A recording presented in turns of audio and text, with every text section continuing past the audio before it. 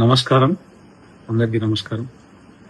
జనసేన అధినేత శ్రీ పవన్ కళ్యాణ్ గారు, అదేవిధంగా ఏదైతే నాదెళ్ల మనోహర్ గారు గతంలో ఢిల్లీకి వెళ్లి జగన్మోహన్ రెడ్డి గారిని అరెస్ట్ చేయాలని అమిత్ షా గారితో చర్చించినట్టు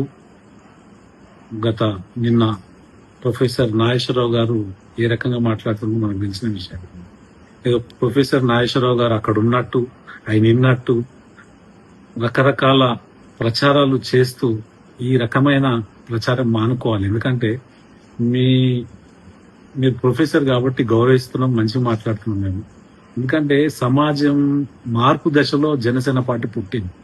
ఆయన ఏ ఒక్క వ్యక్తి గురించి కానీ, ఏ ఒక్క పార్టీ గురించి కానీ ఆయన ఎప్పుడు చర్చించాడు.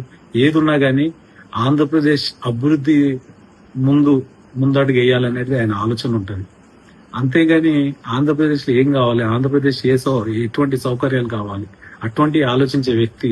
అంతేగాని జగన్మోహన్ రెడ్డి గారి గురించి అంత మాట్లాడే సమయం లేదు. ఎందుకంటే ఆయన జగన్మోహన్ రెడ్డి గారి గురించి మాట్లాడే అంత స్థాయి పవన్ కళ్యాణ్ గారు ఉన్న స్థాయి మీకు తెలియదు. జగన్మోహన్ రెడ్డి అనే వ్యక్తి మీకు మన అందరికి తెలిసిందే, ప్రపంచమంతా తెలిసింది. ఆయన కొన్ని కేసులలో ఇరుక్కొని ఉన్నాడు. ఆ వ్యవస్థ అనేది మిగతా ఏదైతే ఈడీ గాని, సిబిఐ గాని వాళ్ళు చూస్తుంది.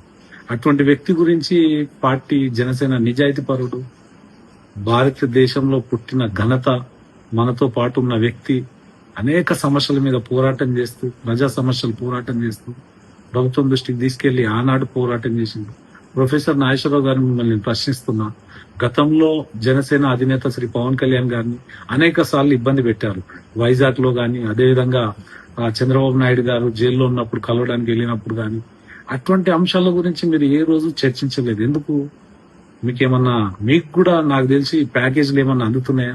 జగన్మోహన్ రెడ్డి గారి గురించి మాట్లాడమని ఏమన్నా చెప్తున్నారా? అంటే ఈ రకంగా మీరు చెప్తే, మీరు ఒక ప్రొఫెసర్ అయి ఉండి మిమ్మల్ని టీవీ డిబేట్లలో చూసే వాళ్ళు చాలా మంది మీరేదో చెప్తున్నాం. ఆ రోజులు కావు ఇవి, రోజులు మారినాయి.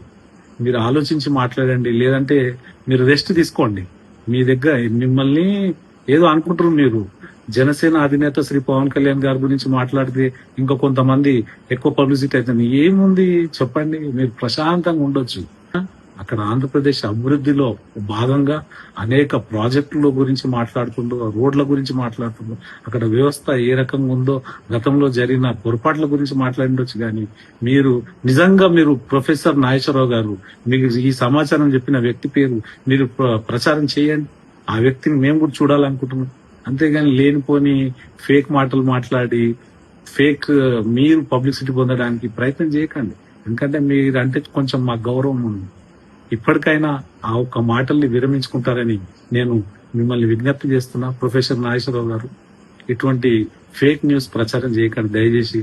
మిగతా మీడియా మిత్రులు కూడా నేను ఒకటే చెప్పదలుచుకున్నా, ఇటువంటి వ్యక్తుల్ని డిబేట్లకు కూడా పిలవద్దని మీ ద్వారా నేను